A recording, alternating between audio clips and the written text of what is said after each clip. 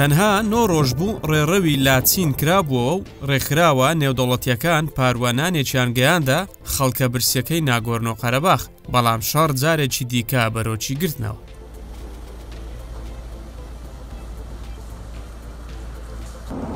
حکوومەتی ئازربایجان 2 ڕۆژە هێرشەکانی بۆ سەر ناگۆرنۆ قەرەباغ دەست پێ کردووەتەوە. لانیکەم 29 کەس کوژراون و نزیکەی 200 کەسی دیکە بریندار بوون. لە نێویاندا ژن و منداڵیش هەن، وەک ئاژانسی فرانس پرێز باسی دەکات. هەرێمی ناگۆرنۆ قەرەباغ یان کوردستانی سوور نزیکەی 100 ساڵە لە نێوململانێ و شەڕی ئەرمینیا و ئازربایجاندایە. ئەم هەرێمە لە ساڵانی 90ەکانەوە لە ژێردەسەڵاتی ئەرمینیادا بوو. تاوەکو ساڵی 2020 ئازربایجان بە شەڕ کۆنتڕۆڵی کردەوە.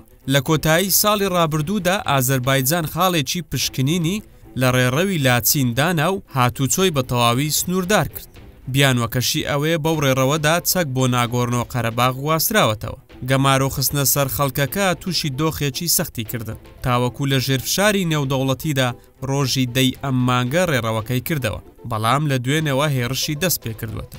لە سەرئاستی نێودەوڵەتی داوای ڕاگررتنی هێرشەکە لە ئازربایجان دەکرێت. فەڕەنسا داوای کۆبوونەوەی بە پەلەی ئەنجومەنی ئاسایش دەکات و بڕیارە سبەی کۆ ببێتەوە. ڕاوێژکاری ئەڵمانیا لە کۆبوونەوەی نەتەوێگرتووەکان گوتی ئەم هێرشە قبولکراو نییە و دەبێت بوەستێنرێت. ئەنتۆنی بلینکن وەزیری دەرەوەی ئەمریکا پەیوەندی بە ئیلهام عەلیف سەرۆکی ئازربایجانەوە کرد و داوای کرد هێرشەکان ڕابگرێت. سەرۆکایەتی ئازربایجان دەڵێت عەلیف بە بلینکنی گوتووە بە مەرجێک ئۆپەراسیۆنەکە ڕادەگرێت ئەرمەنیەکان لە قەرەباغ چەکدا بنێن. وەزارەتی بەرگری ئازربایجان ڕایگەیاند دەستیان بەسەر چەندین چەک و ئامێری سەربازیدا گرتووە کە پێشتر لەلایەن هێزە چەکدارەکانی ئەرمینیا بووە. لەوانەش ئۆتۆمبیلی سەربازی، تۆپخانە و چەند بنکەیەکی موشەچی دژەفڕۆکە لە کار خراون.